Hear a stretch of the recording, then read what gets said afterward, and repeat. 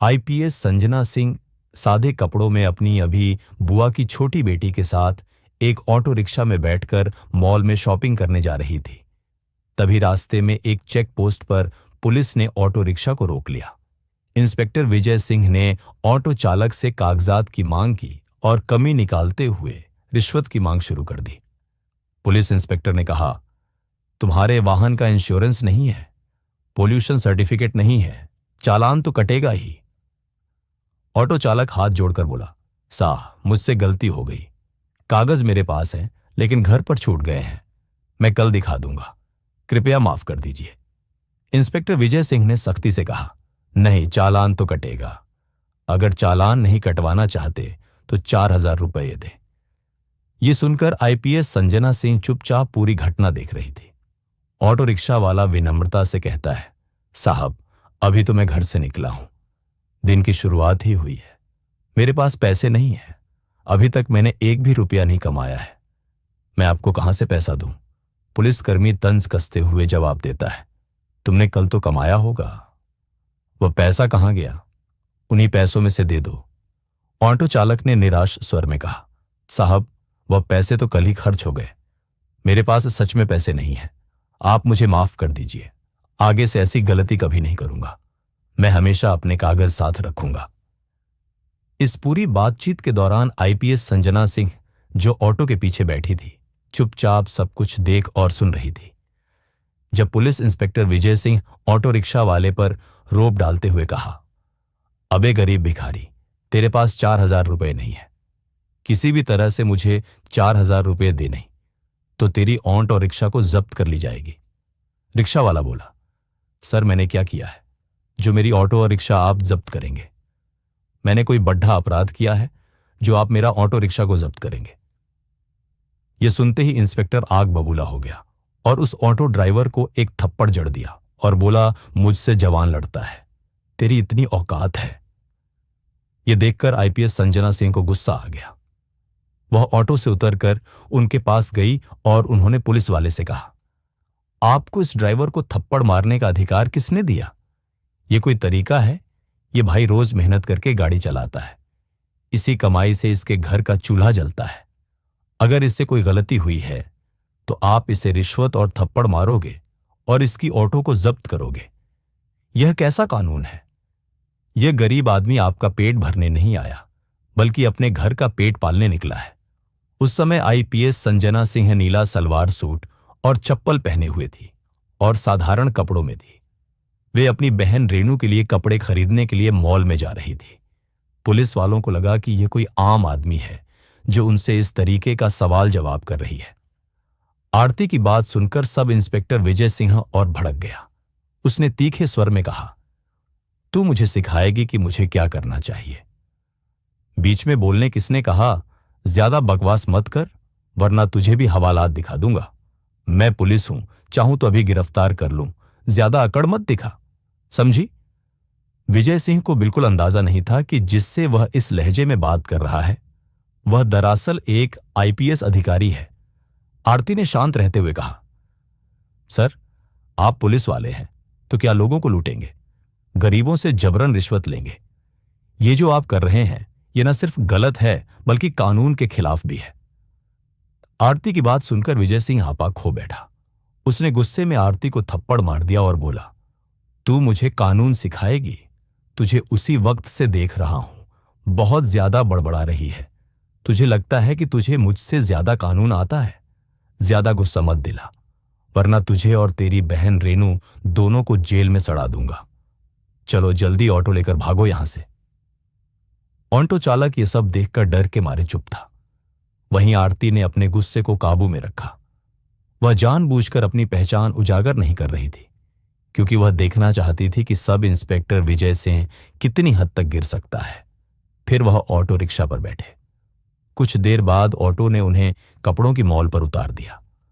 आरती ने अपनी बहन रेणु को अंदर ले जाकर उसके लिए सुंदर सुंदर कपड़े खरीदे।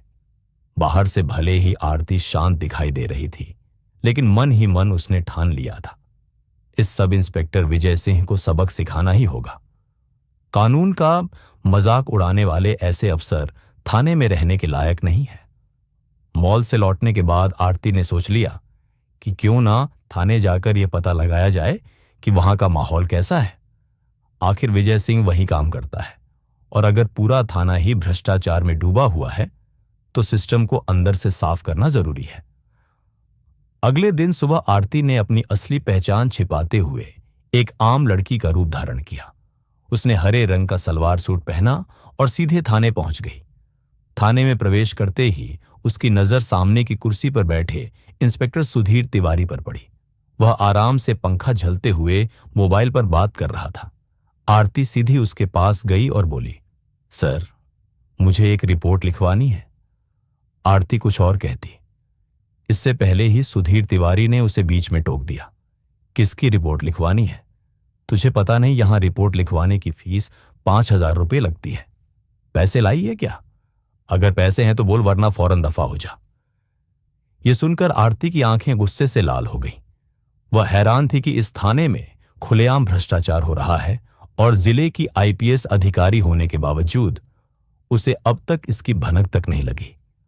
आरती ने गहरी सांस ली और सख्त स्वर में कहा, सर, आप हमसे रिश्वत क्यों मांग रहे हैं? रिपोर्ट लिखवाने के लिए कोई शुल्क नहीं लगता। ये जो आप कर रहे हैं न सिर्फ गलत है बल्कि कानून के खिलाफ भी है। मैं गलत कर रहा हूं, तुझे मुझसे ज्यादा कानून आता है। क्या ज्यादा बकवास मत कर, वरना अभी तुझे अंदर करवा दूंगा।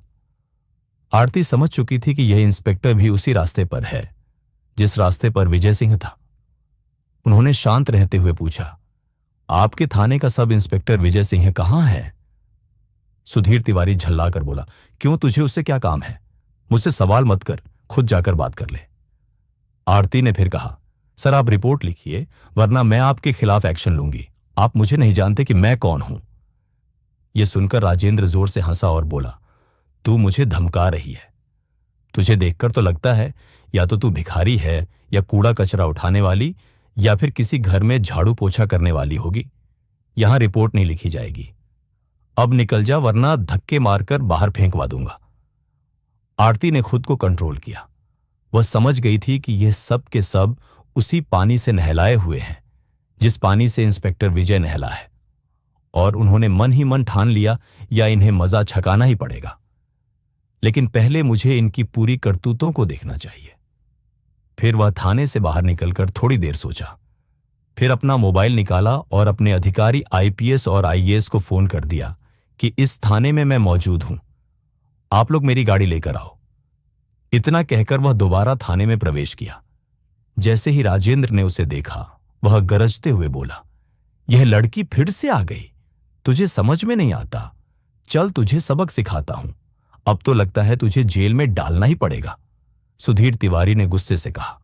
आरती ने बिना घबराए धीमी मगर स्पष्ट आवाज में जवाब दिया, सर, मुझे सिर्फ रिपोर्ट लिखवानी है। आप रिपोर्ट दर्ज कीजिए। अगर आप ही जनता के साथ ऐसा बर्ताव करेंगे तो हम न्याय की उम्मीद किससे करेंगे? मगर तिवारी फिर वही रट दोहराने लगा, मैंने कहा ना, रिपोर्ट लिखवानी है तो 5,000 रुपये निकालो। बिना पैसे यहां कुछ नहीं होगा। बार बार परेशान मत कर, वरना धक्के मारकर बाहर फेंक दूंगा। आरती मन ही मन सोच रही थी, कितने नीचे गिर चुके हैं ये लोग। इन्हें इतना भी नहीं मालूम कि किसी महिला से कैसे बात की जाती है। वह हल्की मुस्कान के साथ बोली, देखिए सर, आप रिश्वत क्यों मांग रहे हैं? कानून में कहीं नहीं लिखा कि रिपोर्ट दर्ज करने के लिए जनता से पैसे लिए जाएं। आप साफ साफ कानून तोड़ रहे हैं। अगर आपने रिपोर्ट दर्ज नहीं की तो मैं आपके खिलाफ सख्त कार्रवाई करूंगी।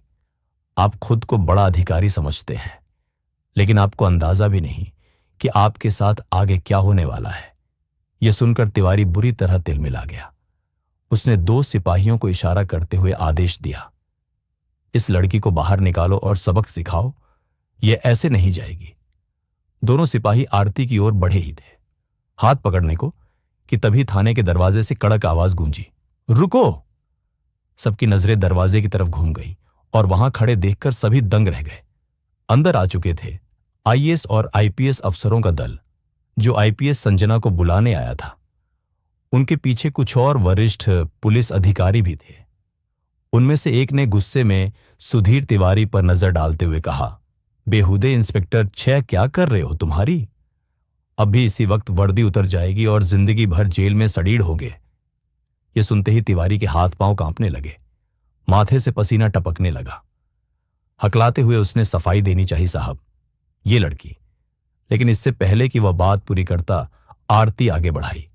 उसका चेहरा अब और भी तेज और दृढ़ लग रहा था। वह गूंजती आवाज में बोली, चुप रहो तिवारी, ये लड़की नहीं, मैं जिले की आईपीएस हूं और मैंने अपनी आंखों से देख लिया है कि यहां आम जनता के साथ कैसा व्यवहार किया जाता है। तुम्हें लगता है कि यह थाना तुम्हारी निजी जागीर है, अब समझ आएगा असली कानून क्या होता है। थाने का माहौल बदल चुका था। सिपाही एक दूसरे का मुंह देखने लगे। जिन दो सिपाहियों ने अभी अभी आरती को पकड़ने की कोशिश की थी, वे डर के मारे पीछे हट गए। आईएएस अधिकारी ने गुस्से में टेबल पर जोर से हाथ मारा और आदेश दिया, कांस्टेबल तुरंत इंस्पेक्टर तिवारी को हिरासत में लो। अभी इसी वक्त एक क्षण की भी देरी बर्दाश्त नहीं होगी, वरना अंजाम तुम जानते हो। पूरा थाना सन्नाटे में डूब गया। जो तिवारी कुछ देर पहले शेर की तरह दहाड़ रहा था, वही अब हाथ जोड़कर गिड़गिड़ा रहा था। वह आरती की तरफ देखकर रोते हुए बोला, मैडम मुझसे गलती हो गई, एक मौका दीजिए, मेरी नौकरी चली जाएगी। लेकिन आरती की आंखों में जरा भी नरमी नहीं थी। उसने ठंडे और कठोर स्वर में कहा, गलती तब गलती होती है जब वह एक बार हो। तुम्हारा अपराध गलती नहीं, आदत है, और इसकी सजा तुम्हें मिलकर ही रहेगी। जनता की आवाज दबाना, कानून का मजाक उड़ाना और महिला का अपमान करना अपराध होता है, गलती नहीं। आईपीएस संजना कठोर शब्दों में अपने अधिकारी आईपीएस को बोली, इन्हें तुरंत के तुरंत सस्पेंड करो और उनके हाथों में हथकड़ियां लगाओ। यह सुनकर आईपीएस अधिकारी ने इशारा किया और 2 सिपाही आगे बढ़कर इंस्पेक्टर सुधीर तिवारी को हथकड़ी पहनाने लगे। थाना परिसर में मौजूद बाकी पुलिसकर्मी सर झुकाकर खड़े थे। जैसे ही तिवारी को ले जाया गया, तभी थाने के दरवाजे से अचानक इंस्पेक्टर विजय थाने के मेन गेट से अंदर आया। उसके चेहरे पर घबराहट थी, लेकिन वह हालत कुछ समझे बिना ही अंदर चला आया। जैसे ही उसने आईपीएस संजना को सामने खड़ा देखा, उसके होश उड़ गए और उसके चेहरे पर वही सीन घूम गया जब सड़क पर उसने ऑटो वालों का चालान काटते वक्त आरती को आम लड़की समझकर थप्पड़ जड़ दिया था। उसी दिन उसे लगा था कि बस एक मामूली वाक्य है, लेकिन आज वह समझ गया कि उसके सामने वही लड़की और उसके पीछे आईएएस, आईपीएस, बड़े बड़े अधिकारी क्यों खड़े हैं। उसके मन में चलने लगा कि मैंने जिसे थप्पड़ मारा था, उसने आईपीएस ऑफिस में कंप्लेंट की होगी, इसलिए अधिकारी यहां जांच पड़ताल करने के लिए आए हुए हैं। तभी इंस्पेक्टर विजय बूंद बुदाते हुए कांपते आवाज में उन बड़े अधिकारी से बोला, सर, यह लड़की 1 नंबर की लफंगी है। जब मैं एक ऑटो वाले का चालान काट रहा था, तो यह मुझसे भिड़ डच गई और मुझे थप्पड़ मारने लगी। तो मैं इसे कुछ भला बुरा कहा तो यह आईपीएस ऑफिस में जाकर कंप्लेंट कर दी, जिससे आप लोगों ने यहां आकर सुधीर तिवारी को गिरफ्तार कर लिया। बल्कि आप लोगों को इस लड़की को गिरफ्तार करना चाहिए था। यह बात सुनकर पुरथाने में सन्नाटे छा गए, मानो कुछ बड़ा होने वाला है। तभी आईपीएस अधिकारी गुस्से में एक एक थप्पड़ विजय के गाल पर लगा दी और कड़क आवाज में बोले, इंस्पेक्टर विजय, तुम हद में रहो। तुम जिनके बारे में बोल रहे हो, तुम नहीं जानते कि यह महिला कौन है। ये बातें सुनते ही इंस्पेक्टर विजय की मानो दिल का दौरा पड़ गया हो। उसने कांपते और एकदम डरते हुए आवाज में बोला, सर, आप क्या बोल रहे हैं? आखिर ये मैडम है कौन? इससे पहले आईपीएस अधिकारी कुछ बोलना चाहा, तभी आईपीएस संजना ने उसकी तरफ सीधी नजरें डाल दी। उनकी आंखों में वही आग थी जो उस दिन सड़क पर थप्पड़ खाते वक्त दबी हुई थी। आईपीएस संजना तेज और गंभीर स्वर में बोली, याद है, वही थप्पड़ आज तुम्हें अपनी पूरी जिंदगी पर भारी पड़ने वाला है। इंस्पेक्टर विजय, उस दिन तुमने सोचा होगा कि एक आम लड़की को नीचा दिखाकर तुम जीत गए, लेकिन असलियत यह है कि उस थप्पड़ ने मेरी आत्मा को नहीं, बल्कि तुम्हारे पूरे सिस्टम की गंदगी को उजागर कर दिया।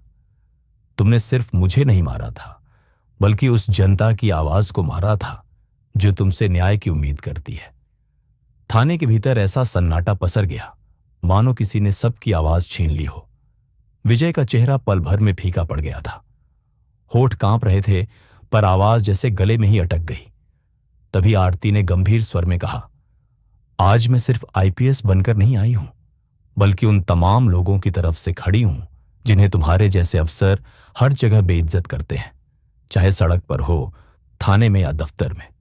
तुझे लगा था कि वर्दी पहन ली तो खुद को भगवान समझ सकता है, लेकिन आज तुझे पता चलेगा कि कानून सबके लिए बराबर है, पुलिस वालों के लिए भी। बस इतना कहकर आरती ने टेबल पर एक तगड़ा थप्पड़ मारा। डर के मारे सब चौंक गए और चिल्लाई, कांस्टेबल इंस्पेक्टर विजय को गिरफ्तार करो, वर्दी उतारो और सस्पेंशन की रिपोर्ट अभी बनाओ। आईपीएस अफसर ने बिना एक सेकंड गंवाए इशारा किया। 2 सिपाही आगे बढ़े, विजय के हाथ में हथकड़ी डाल दी। बेचारा बुरी तरह कांप रहा था। गिड़गिड़ा के बोला, मैडम प्लीज माफ कर दीजिए, गलती हो गई, मैं पहचान नहीं पाया था। लेकिन आरती ने उसकी बात बीच में काट दी। कानून किसी की पहचान नहीं पूछता इंस्पेक्टर, सबके लिए बराबर है तेरी माफी से। जनता का दर्द कम नहीं होगा, अब अदालत तय करेगी। पूरा थाना सुन रहा था। पहली बार सबके दिमाग में यह बात घर कर गई। अब इस जिले में जो भी जनता पर जुल्म करेगा, उसकी जगह सिर्फ सलाखों के पीछे है। सुधीर तिवारी और विजय को हथकड़ी पहनाकर बाहर लाया गया तो बाहर खड़ी भीड़ में हलचल मच गई। लोग एक दूसरे से फुसफुसा रहे थे। यकीन ही नहीं हो रहा था। जिले के 2 बड़े अफसर आज कानून में फंसे बैठे हैं। आईपीएस अफसर ने मीडिया को साफ साफ बोल दिया, अब से इस जिले में दादागिरी नहीं, कानून चलेगा। चाहे पुलिस वाला हो, नेता हो या आम आदमी गलती करेगा तो सजा मिलेगी। भीड़ ने ताली बजाई। कुछ लोग मोबाइल से वीडियो बना रहे थे, जैसे कोई ऐतिहासिक पल हो। सिपाही दोनों को जीप में बैठाकर सीधा जेल ले गए। जेल के गेट पर गाड़ी रुकी तो खुद जेलर बाहर आ गया। आरती और आईपीएस अफसर ने आदेश दिया, इनको कैदी बना दो। आज से यह अफसर नहीं, अपराधी है। फिर दोनों की वर्दी उतरवा दी गई, सफेद कैदी वाली ड्रेस पहना दी। चेहरों पर शर्म, गुस्सा, पछतावा सब एक साथ दिख रहा था। लोहे की सलाखों के पीछे धकेला गया तो सुधीर तिवारी रोने लगे। विजय बड़बड़ाया, अगर उस दिन थप्पड़ ना मारा होता तो शायद आज यह दिन नहीं देख